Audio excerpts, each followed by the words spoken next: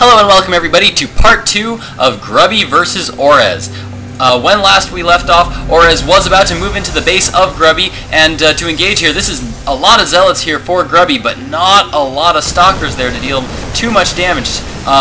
AureS is stimming in now, and he's moving into this third base of Grubby, and there was a very nice ghost EMP that went down on those zealots to take out the shields of the zealots right away, and here come the stalkers from Grubby. These are the stalkers that were placed previously up at the top of Grubby's base to prevent a drop, and Grubby, it looks like, is going to hold this. Very nice force fields here by Grubby, preventing too many of AureS' units to move in at once, but it looks like AureS might be able to snipe this command center if Grubby doesn't get back here to defend this attack. He is stimming, and he's trying to finish that Nexus. I called it a command center, didn't I? No, it is a Nexus, and it has now gone down. So, very nice there by AureS. He has managed to deny the third of Grubby, and Grubby is going to have to replace that Nexus, and there he goes right now.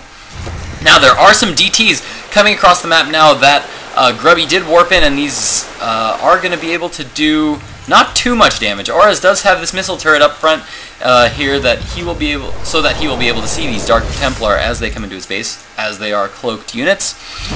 But Grubby is actually now pushing back here into AureS, but AureS has a lot of forces here, and this is going to force Grubby to have to pull back just a little bit until he can warp in some more units and get some more army units in.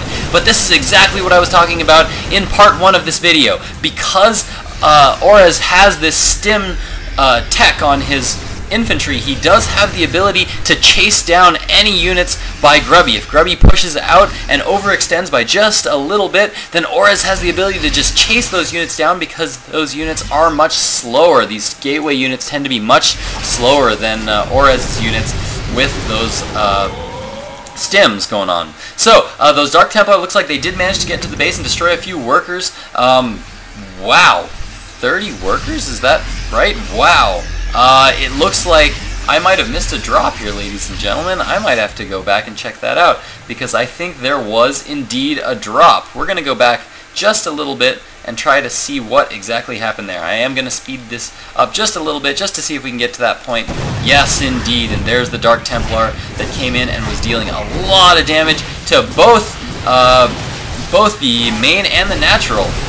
Managed to get a lot of worker kills there. 30 workers killed in total, putting Grubby way ahead in the worker count, I imagine. Yes, we now see that the worker count is 63 to 39. A lot of damage dealt there, so nice play by Grubby, and that was all during that little push at the front. That push at the front allowed Grubby to pull the entire army of AureS down here and actually kind of faked them out there. They were kind of chasing through there, and some more Dark Templar are trying to sneak into the main of AureS, and that is going to be completely denied. One medevac is being loaded up. This looks like he's going to try to move around and scout it, but man, Grubby has scouted it with this observer. That is perfect timing on that observer placement. He placed that observer there just as that medevac moved out, and so Grubby has spotted that medevac, and if it does decide to try to come down for a drop, Grubby is going to be very aware of it. On the Harvester tab, as I said before, Grubby is way ahead, 66 to 44 Harvesters, and because of that observer there, Grubby does know that this expansion is going down for our Purple Terran buddy. He has moved some Stalkers into position, and he is getting ready to see if he can do some harassment to that command center and see how long he can deny that command center from going down. Stalkers now moving in. These Stalkers do have Blink.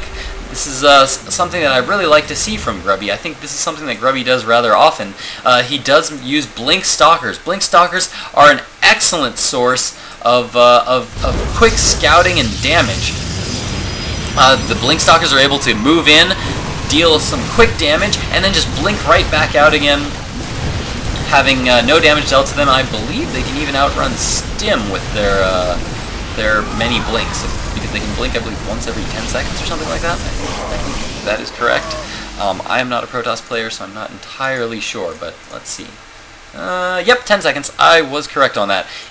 Nice placement here of these Stalkers by Grubby. He did see that medevac escape, so he was going to try to see if he can get just a little bit of a victory by sniping that one medevac. There is a Dark Templar here in position, getting ready to try to deal some damage, but this has now been turned into a planetary fortress, which is going to be able to repel these Stalkers from doing too much damage. Wow, nice unit placement there by Grubby, though. By placing it back there, he did prevent AureS from mining there for a little bit.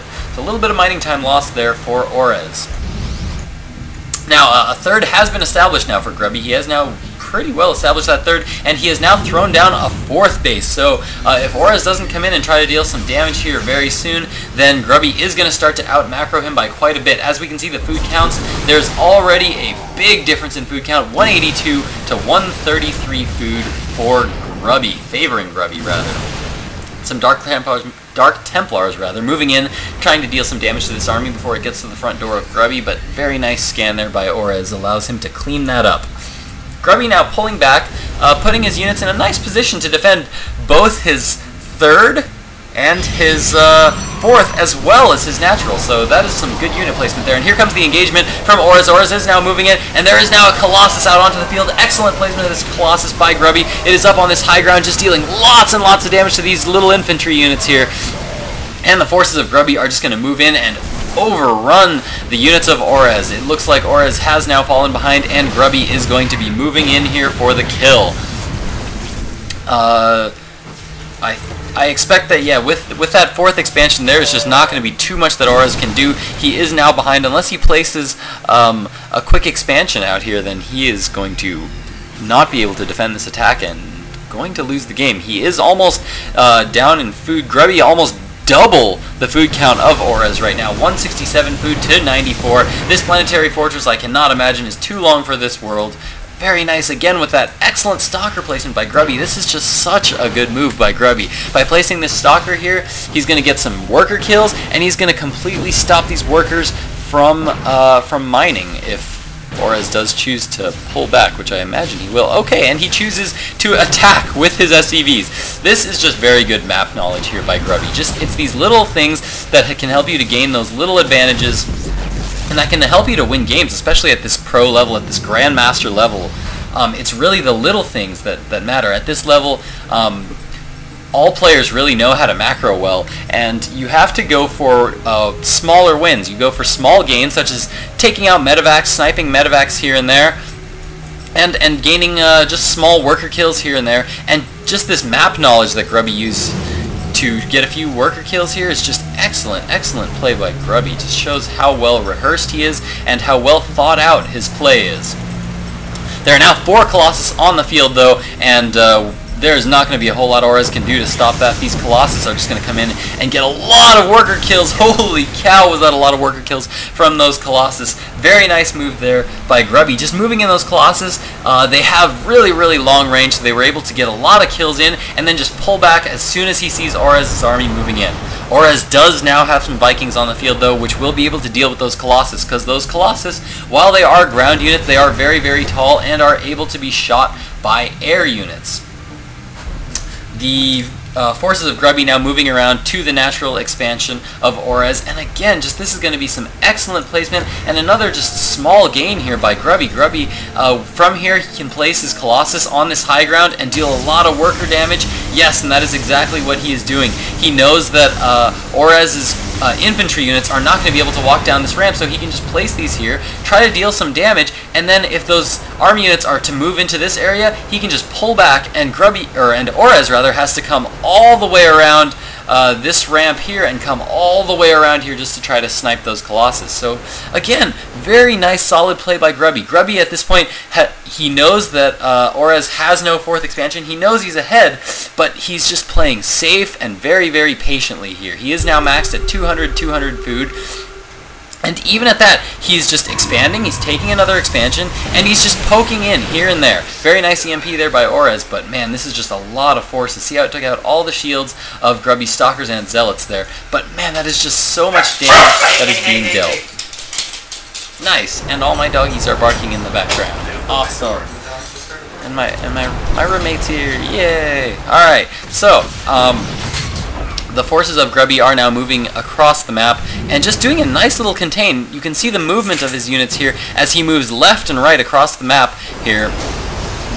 Very nice Psy Storm there by Grubby, trying to, again, just get those small gains. He knows that he can win this in a direct, straight-up fight, but if he really wants to stomp this force, he gets that one High Templar out there and only risks one High Templar to deal some early storms there, and just a lot of very nice Ice Storms here going down by Grubby. A lot of damage being dealt to these infantry units, and now finally he is moving in with the bulk of his army to just clean up the forces. So extremely good playing here by Grubby. Just very, very solid play. He does lots of very, very small gains to win him the game, and then just a very nice contain there in the end as he just moved his entire army back and forth and just constantly just applied pressure and poked in here and there and just dealt a lot of damage and really just contained AureS to his 3 bases. So very, very nice. Well played by Grubby. There's actually one more game in this series, so we are going to go into a game 2 of this series and see if AureS can fare a little bit better against the Protoss Master Grubby going into game 2, guys.